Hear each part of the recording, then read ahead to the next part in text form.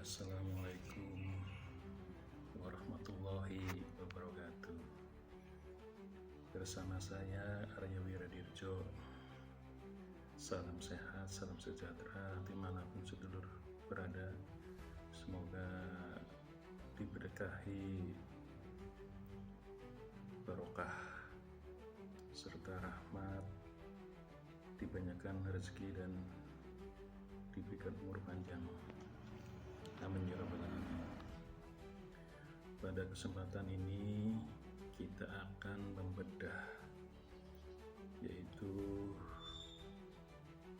pituah kokolot lelea. Nah, jadi sangat menarik. Apa sih isi dari pituah kokolot lelea?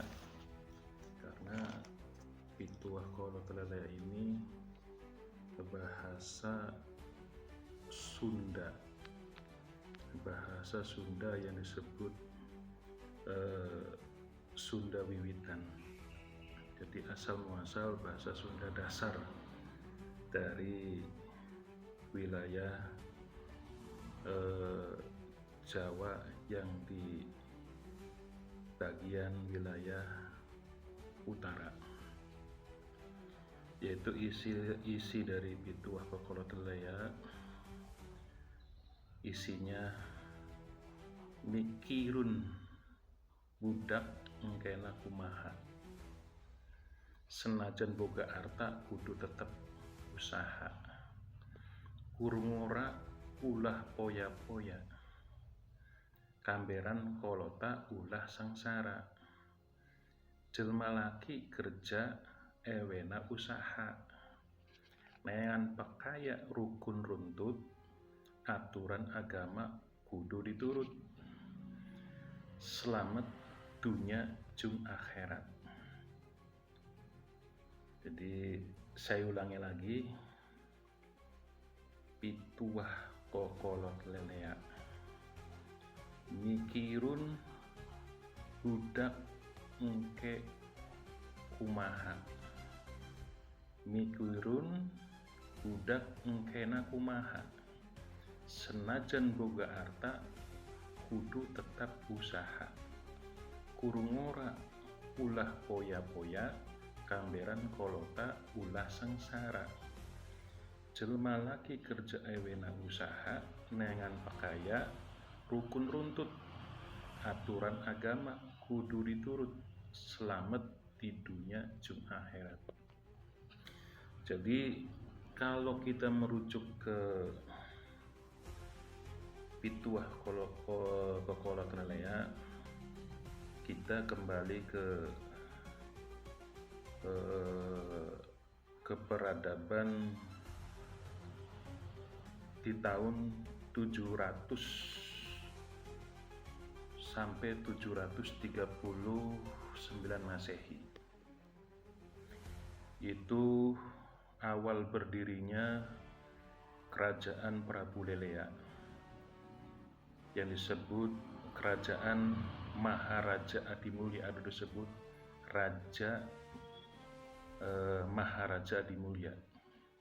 Itu terlahir pada tahun 700 sampai 739 Masehi. Nah, Prabu Lelea ini mempunyai anak, yaitu Prabu Ciwanara, Sang Manarah. Ya, Sang Manarah, atau disebut Prabu Tapa Agung. Ya, Prabu Tapa Agung itu memerintah pada tahun 739 sampai 783 Masehi.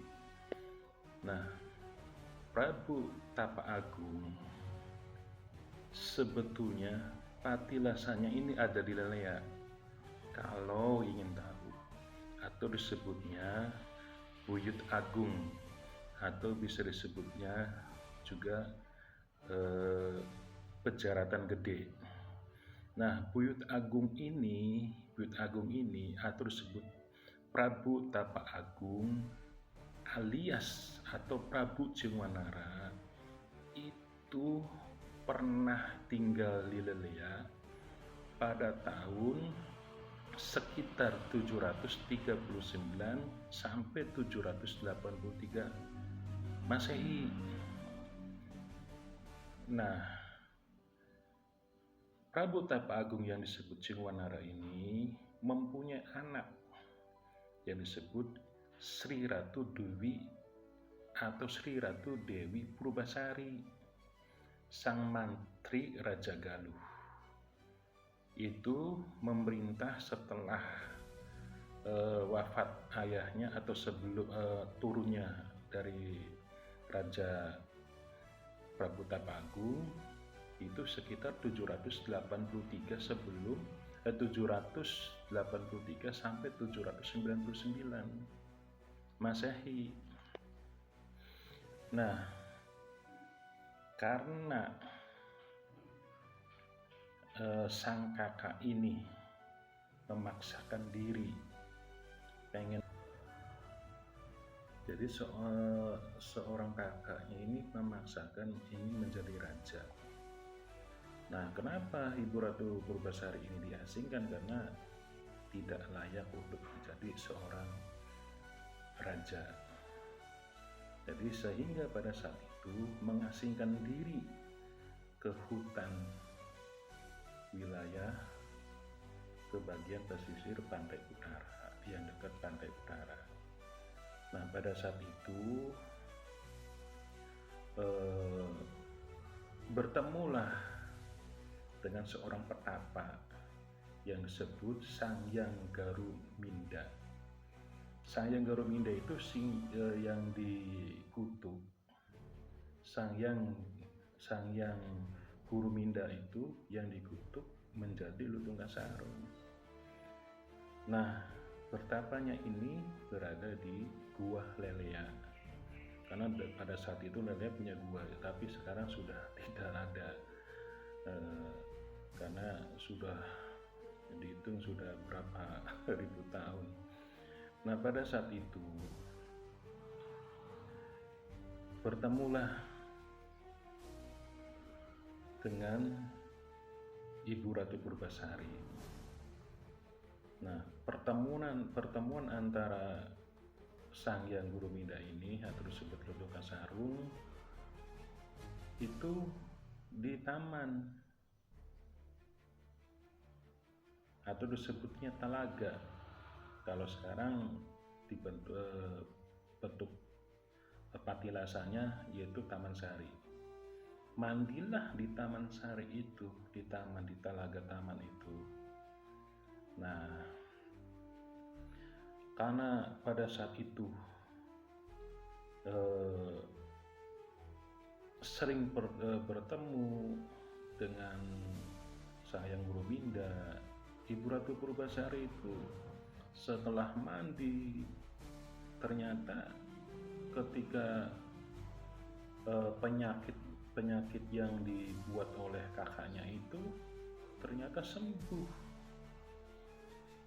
sembuh di situ, mandi di taman yang disebut Telaga Taman Sari Lele itu, Telaga Lele itu.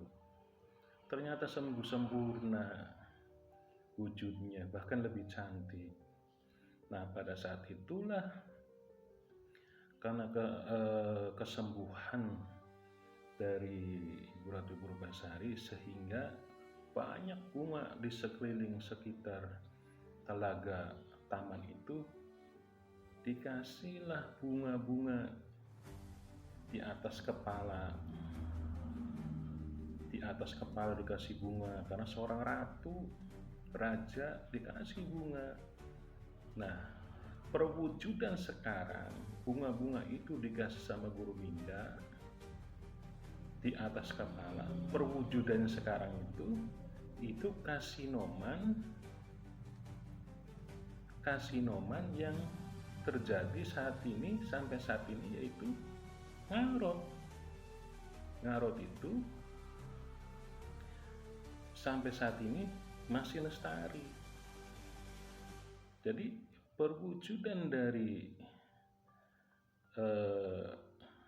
anak perempuan yang ikut pesta Ngarot itu adalah perwujudan dari Ibu Ratu Purbasari,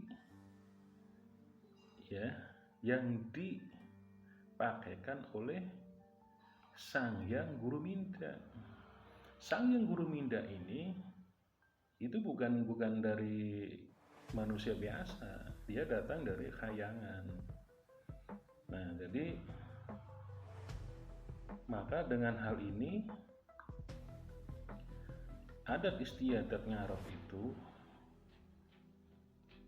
perwujudan dari laki-laki berpakaian komporan karena perwujudan dari Sang Hyang Guru Minda, Guru Minda. Kalau yang perempuan perwujudan dari Ibu Ratu Purbasari. Jadi perlu dipahami karena tak mungkin suatu tanda tidak mungkin karena ada asal muasal. Jadi asal muasal bisa terjadi sampai saat ini. Karena suatu adat istiadat tidak mungkin akan terjadi baru. Karena adat istiadat itu berlaku dari adat kebiasaan yang dari zaman dahulu. Mungkin itu saja pemikiran dari saya atau penemuan dari saya. Mungkin banyak yang menafsirkan sejarah-sejarah ini dari berbagai sumber. Mungkin pandangan dari saya itu saja. Saya akhiri. Assalamualaikum warahmatullahi wabarakatuh.